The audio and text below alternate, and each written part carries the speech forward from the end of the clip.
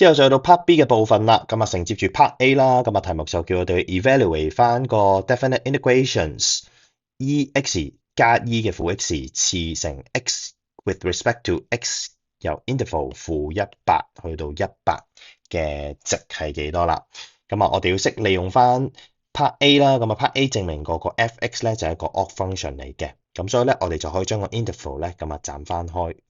咁啊 Part B 嘅部分，當我哋想做呢一個-100去到100嘅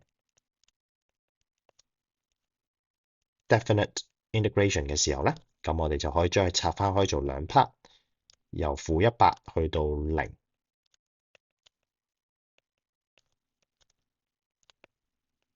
之後就再加翻由0去到100。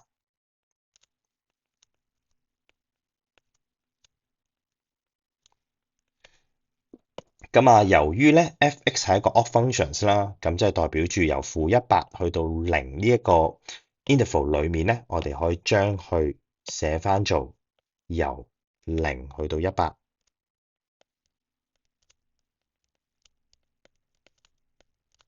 咁但係咧，咁啊正負就會相反。